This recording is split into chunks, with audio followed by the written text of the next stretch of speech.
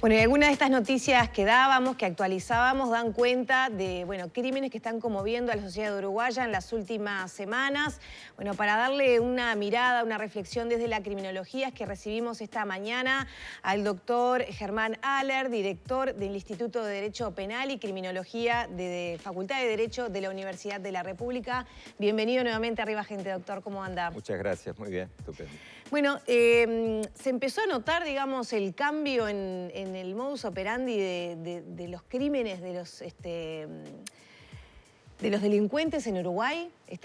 Asistimos, por ejemplo, hace algunos días a ir encontrando miembros de un hombre que fue descuartizado. Aparentemente, todavía no se sabe a ciencia cierta si está vinculado al narcotráfico. ¿Se nota un cambio, digamos, en las tendencias o el tipo de crímenes que ocurrían en nuestra sociedad? Sí, sobre todo el cambio se está notando en el sentido de que está llegando mucho más a conocimiento, en el sentido de que este tipo de hechos que podían pasar se veían más aislados, más diferidos en el tiempo. Aunque sea espantoso, uno tiene que manejar esta información con cierta objetividad, pero siempre es todo muy sensible. Cuerpos descuartizados toda la vida han aparecido. Lo que pasa es que lo que estamos viendo es quizás una mayor frecuencia, y eso enseguida automáticamente tiene que llevarnos a plantearnos, seguramente lo hace la policía a nivel de investigaciones, inteligencia, si lo que estamos teniendo además es más posibilidades de hallazgos o más cantidad de delitos, porque no necesariamente puede haber más nivel de hallar restos humanos, o no solo estos restos humanos, sino de cuerpos en general enteros, aunque no estén destruidos, porque es verdad que el homicidio es un delito que suele ser mucho más visible que otros, por ejemplo, con respecto al hurto, la rapiña o la estafa o los delitos informáticos. El homicidio integra menos la cifra negra, pero en realidad siempre hay una gran cifra negra de criminalidad, es decir, un campo en el cual se cometen delitos pero no son denunciados, no son captados, nadie se entera, o por distintos factores que son muchos, no llegan a conocimiento ni de la policía ni de la justicia. Entonces, el homicidio siempre es una franja un poco más reducida, pero no quiere decir que no haya cifra negra de criminalidad. Puede ser homicidios desde cuestiones familiares, ámbitos más distantes en la sociedad, personas que desaparecen y que nadie se entera ni que desaparecieron, o que sí se dan por desaparecidos pero que no están integrando cifras de homicidios o por lo menos de investigaciones o pesquisas por ello. Entonces, claro, en la medida que esos restos puedan aparecer más, puede estar indicando, no lo sabemos exactamente ahora, puede indicar más homicidios realmente o puede significar el hecho de que se estén mostrando. Hay otro factor, creo yo, de incidencia, todo siempre hablando un poco con cierto margen especulativo y no como verdades reveladas. También obedece a una expresión subcultural, es decir, da la impresión de que estamos asistiendo a determinadas expresiones de subculturas criminales, que en Uruguay no eran frecuentes, no digo no existían, sino que no eran frecuentes, y que en cambio uno los podía ver en los grupos de las maras, en Guatemala, El Salvador, con extensión Honduras, obviamente, o su equivalente en México. Y uno dice, pensando en Centroamérica, pero por supuesto que en Brasil, por supuesto que en Paraguay también, en Argentina, Uruguay era ajeno a ese tipo de expresiones. Entonces, esos son parámetros a tomar en cuenta, lo subcultural, que sean expresiones, mensajes, que se dan a través de estos crímenes horrendos, horrorosos, sin perjuicio de que tampoco podemos descartar un incremento también en los hechos, es decir, que se esté desplazando todo, entiéndase que efectivamente haya también más homicidios. Ahora, Haller, usted hacía referencia a lo poco que podemos llegar a conocer, que es una de las especulaciones que se maneja desde la criminología, por lo pronto. ¿Se puede estimar algún porcentaje de lo que conocemos y de lo que realmente puede llegar a pasar? Se puede hacerlo con un margen de riesgo considerable, por supuesto, es lo que trabajamos mucho en criminología, haciendo análisis. Claro, en el delito de homicidio lo que voy a decir es que hay que saber tomarlo por los costados, es decir, encuestas de victimización, porque al muerto no lo van a entrevistar, pero sí encuestas de victimización respecto de personas allegadas, cercanas, también autodenuncias. Y uno dice, bueno, pero ¿se va al individuo a denunciar? No, son autodenuncias en el sentido anónimo, totalmente, con la garantía absoluta por parte del encuestador, que muchas veces se hace incluso en situaciones de reclusión de personas. Es un trabajo que hay que hacer con mucho cuidado. ¿Y de qué porcentaje hablamos aproximadamente? No, es relativo. Yo no me animo a decir cifras así porque En realidad, en el caso, por ejemplo, vamos a ponerlo con otro delito. En el caso del hurto, que es el rey de los delitos, no por la gravedad, sino por su comisión en el mundo, y sigue siéndolo. En el caso del hurto, es muy difícil que en una sociedad se conozca más del 8 o el 10% de lo que pasa realmente. En el caso de la rapiña son cifras más o menos similares, se conoce más por el hecho de la violencia, pero también hay mucha gente que deja o ha dejado de hacer las denuncias por la rapiña porque de repente lo ha sufrido varias veces. Lo pueden ver ustedes a veces en las notas cuando van a un lugar y ven que en un almacén, un lugar, lo asaltaron 2 o 3 veces. Si en la cuarta o en la quinta no hubo lesionados ni nada que trascienda al delito de rapiña, no es de descartar en muchos casos que la persona no efectúe ni siquiera la denuncia, salvo para cobrar el seguro o cosas por el estilo. Eso en cuanto al hurto de la rapiña. En el homicidio, esa cifra que estoy diciendo seguramente no es así. Entonces, yo qué sé, es difícil en Uruguay porque no tenemos ese tipo de encuesta, por lo menos yo no tengo conocimiento, no he visto que se hagan ese tipo de trabajos de campo de investigación que requiere gente calificada, que tiene que estar fuera de las especulaciones de tipo político y todo lo demás, porque de alguna manera puede dar para inconvenientes. Después sí que llegue lo político como corresponde, pero primero hay que hacer un trabajo científico a fondo, y yo creo que en Uruguay está faltando, sinceramente. Y los que hemos hecho estudios de este tipo han sido a través de instituciones, sea universitarias o privadas o lo que sea, pero claro, hay que contar con medios importantes y recorrer todo el país. No es simplemente Montevideo, el interior tiene una gran criminalidad hoy día, desde hace años. Y que a veces difiere, ¿no?, a lo que ocurre en Montevideo, ¿no? Se dan matices, sin duda. Zona de frontera es peor. Depende para qué delitos. En algunos delitos hay mucho más y en otros hay menos, depende. Bien. Doctor, usted mencionaba el tema de las maras. Recuerdo que hace algunos años en el gobierno anterior, quien era el jefe de la policía, Mario Lallera, bueno, hizo como una proyección de lo que podía pasar con el crecimiento y el desarrollo del narcotráfico en nuestro país, y todos nos agarramos los pelos cuando leímos eso. ¿Se está dando eso? ¿Se empezó a dar eso? Me refiero, por ejemplo, a este caso que se lo está vinculando ya, hay algunas pistas, se lo vincula al narcotráfico. Por supuesto que puede ser, pero yo diría antes. Yo creo que esto ya se ha instalado hace un par de décadas. Lo que pasa es que fue un proceso paulatino. Uruguay, en lo bueno y en lo malo, es un país en el que todo llega tarde en general, ¿no? Todo no, pero muchas cosas llegan tarde. Y en fenómenos de la criminalidad también. Es decir, en Uruguay, por ejemplo, los llamados denominados secuestros express demoraron mucho en llegar, y cuando llegaron, en términos generales, y afortunadamente y por buen trabajo también policial, no funcionó mucho. Acá no es una criminalidad que haya predominado, pero ustedes recordarán que tuvo un momento de auge hace unos años. Pero fueron pocos casos. Fueron pocos, pero parecía ser un indicativo, como podría ser esto que estamos viendo ahora, era un indicativo, y sin embargo llegó por lo menos 15 o 20 años después de lo que estaba instalado en los países de la región. Es decir, que sí puede ser lo que tú me decías, Lorena, puede ser que sea expresión de ese fenómeno que se había anunciado, pero es que antes de anunciarse ya sabíamos que en parte estaba. Sí, y es más difícil de combatir porque va generando como redes invisibles, ¿no? Exacto. Gente que vive de eso, se esparce como agua, ¿no?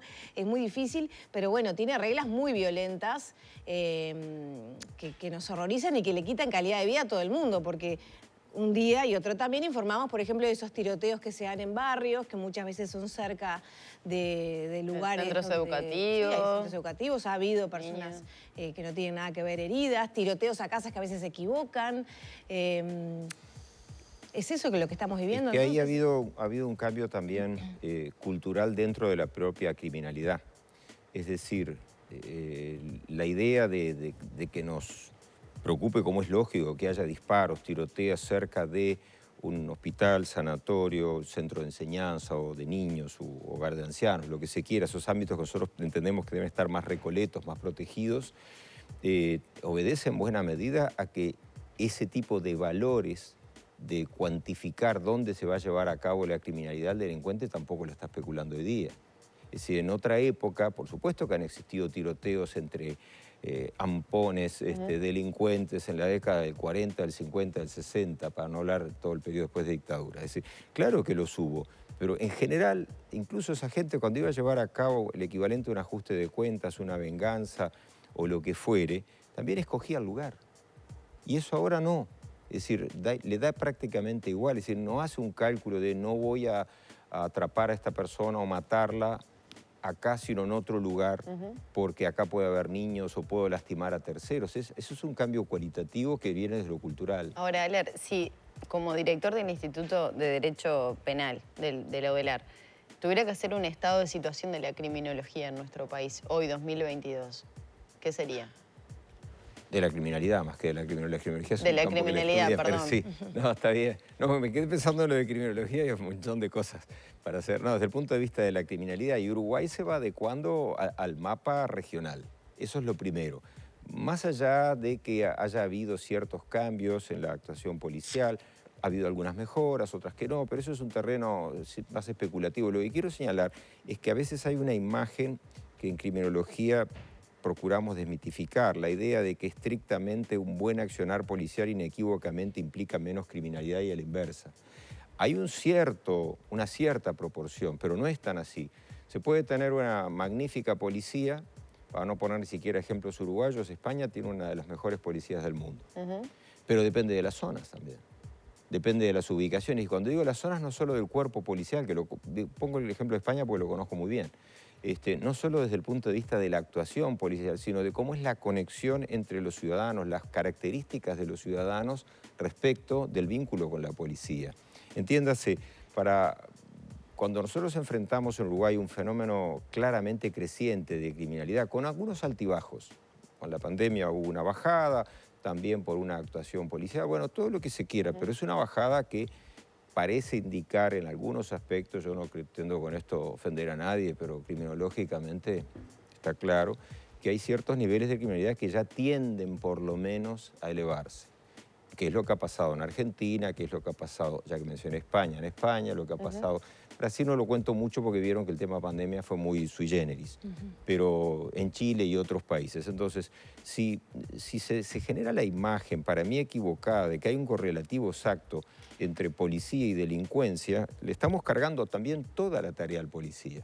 Y no es justo con él. Es decir, primero a destacar es que el policía debe hacer un trabajo eficiente de prevención, represión, ejercicio correcto de la autoridad con los parámetros legales que le dé el legislador, pero no se puede pretender o cifrar en él toda la expectativa de que con eso vamos a vivir todos en un mundo de paz y de armonía y de seguridad, porque no es verdad. Y con el tema legal... No ha sido nunca en la historia de la humanidad, quiero aclararlo. Otra dimensión de esto es el tema legal, ¿no? Las leyes que van acompañando o intentando hacerlo, ¿no?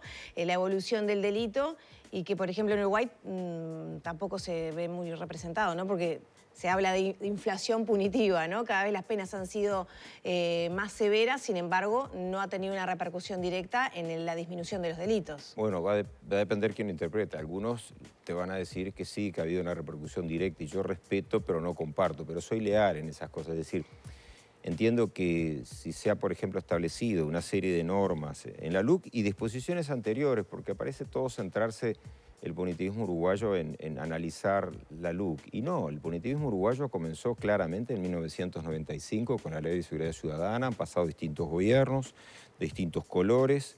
La etapa de los 15 años del Frente Amplio tuvieron unas cuantas leyes fuertemente punitivistas, como el caso de un tramo de la ley respecto de género y de violencia contra la mujer. Hay un tramo en la parte penal, la parte está muy bien, pero en la parte penal nos da serios problemas operativos. Tuvimos una ley extremadamente punitivista en lo relativo al lavado de dinero y podríamos seguir con cada administración. Uruguay va por ese camino que tú señalás y el resultado, hay quienes piensan que es bueno, los técnicos en general, o por lo menos los que yo más trato, conozco y también desde mi perspectiva, es que no. La ley penal no es la panacea contra el delito. La ley penal debe acompañar, se puede discutir si hay que aumentar o disminuir una pena o qué tipo de tratamiento dar. Esas son discusiones que van al costado, que son importantes, pero están todo en un grupo de actividades. Es decir, hay que trabajar mucho más en aspectos sociales, ya que tenemos un problema cultural de que el delincuente está dispuesto a llevar a cabo cualquier conducta en cualquier lugar. También tenemos que educar para poner, aunque sea ese mínimo de barreras. Ahora, ¿estamos a tiempo todavía como sociedad? Siempre se está a tiempo, porque hay que hacer un poco de historia, ¿no? Uruguay tiene una historia muy linda de contar, no se puede acá en un programa así de televisión, pero es divina de contar la historia de un Uruguay duro, pendenciero, de matreros, aquel Uruguay del siglo XIX. Pensemos Uruguay a partir de 1825 para ser nuestro país, porque iríamos más atrás, pero de 1825 a comienzos del siglo XX estuvimos prácticamente 100 años entrando y saliendo de campos de guerra, y los soldados, aquellos soldados que no eran profesionales, sino gente de campo y gente avesada en el uso de armas, cuando no había guerra, ¿qué hacía? Y algunos trabajaban, y otros eran chorros, eran ladrones, otros eran delincuentes que asolaban los caminos, y por eso se mantuvieron controles de seguridad en los cinturones de Montevideo, por ejemplo. El famoso ejido era la distancia del cañón, de lo que llegaba desde la fortaleza. Y no solo era por invasiones posibles, sino también por la delincuencia. Y también tuvimos las famosas cuadrillas, de donde viene el delito de asociación para delinquir, los grupos que asaltaban a las carretas. Ahora, ¿eso igual es comparable al narcotráfico, por ejemplo, al negocio de la droga, con la dependencia que genera? Pero sí a la criminalidad. Lo que quiero decir es que aquel Uruguay fue un Uruguay de una violencia mucho mayor que la actual, donde además era casi la ley del revólver, no había casi nada. ¿Cómo atacó y cómo resolvió bastante bien Uruguay en forma ejemplar en Latinoamérica y en el mundo? No fue aumentando las penas ni generando más derecho penal, fue disminuyéndolas, eliminando la pena de muerte, porque parecía ser una suerte de toma y daca, eliminando la prisión perpetua, poniendo las penas más benignas. A la gente a veces no le gusta que se diga así, pero técnicamente es verdad. Las penas más benignas. ¿Por qué? Porque ya se sabe que no es la pena el factor crimen impelente. Sí tiene que acompañar en una resocialización, reeducación y tratar de mejorar. Entonces, aquel Uruguay no lo podemos trasladar al de hoy. Sería ilusorio, ha cambiado todo, la tecnología, nuestra forma de ser, nuestra cultura. Pero a veces tenemos que aprender un poco de nosotros mismos y decir, ¿cuál fue la apuesta de aquel Uruguay? Y bueno, la apuesta de aquel Uruguay fue lo educativo. Y entonces, por ejemplo, aquel Larrañaga, en su momento, cuando el presbítero Larrañaga, cuando una de las principales obras sociales que nos legó fue la creación de la universidad, para que llegue la cultura a mucha más gente, pero no a los adinerados que podían ir a estudiar a Lima, a Córdoba o a España, a las universidades, sino aquí. En fin, yo sé que hay muchísimas cosas para hablar sobre eso, pero sobre todo lo que quiero destacar es que si bien las recetas antiguas no se pueden adaptar exactamente, podemos aprender nosotros mismos. Ahora también existe la importación de delitos, ¿no? Claro. Un poco también volviendo al tema del narcotráfico, al modo de operar de otros países, como tú mencionabas. Ya para cerrar, ¿qué caminos debería recorrer Uruguay? En esta charla algunos puntos has marcado, ¿no? Tener mejor información, más analizada. Obviamente hay un trabajo para hacer en cárceles, eso a nadie le queda dudas. ¿Por dónde debería, digamos, dar los primeros mojones? Para mí habría que arrancar primero con un estudio científico a fondo. Uruguay tiene excelentes científicos. Tendría que haber grupos de trabajo de tipo científico, serios, responsables, que no estén mirando que cada 5 años elegimos. Claro, que sean, por lo menos que no pertenezcan a un partido político, estar identificados. Todos pertenecemos a Está bien, bueno, pero digo, siempre termina votamos. por ese Muchas lado, veces nos arrepentimos, pero votamos. Bueno, pero últimamente pasa eso, si estás de este lado es una cosa así, ¿no? Ese es un gran problema y los que estamos en esto y nos exponemos lo sabemos muy bien. Porque en una época se nos tilda de una mano y en la otra, de acuerdo a quién gobierna. Y uno realmente no mira las manos en ese sentido. Técnicamente no, luego en nuestra vida personal, cotidiana, como cualquier persona, somos hinchas de un cuadro de fútbol y nos gusta un partido, un líder, lo que sea. Pero cuando hablamos como técnicos, no. Es como si ustedes, lo mismo como ustedes como periodistas. Por supuesto. Entrevistarán a una persona que les caerá mejor o peor, pero van a tratar de no traslucir por lo menos un factor negativo. Se han portado muy bien conmigo en ese sentido. Muchas gracias, doctor. Muchísimas gracias. Cerramos por aquí entonces el diario. Siempre nos quedamos cortos, ¿no? Porque son temas que intentamos elevar la mira y hay un montón de aspectos para de abordar. Resolverlo en pocos minutos, pero bueno, por lo menos avanzamos un poquito más en el debate. Esta es una casa a la que quiero mucho y que trabajé años aquí además. Lo sabemos y además nos encanta recibirte hoy en día también. Cerramos por aquí entonces la entrevista con el doctor Germán Haller, quien es director del Departamento de Derecho Penal y Criminología de la Facultad de Derecho de la Universidad de la República. 9 de la mañana, 23 minutos.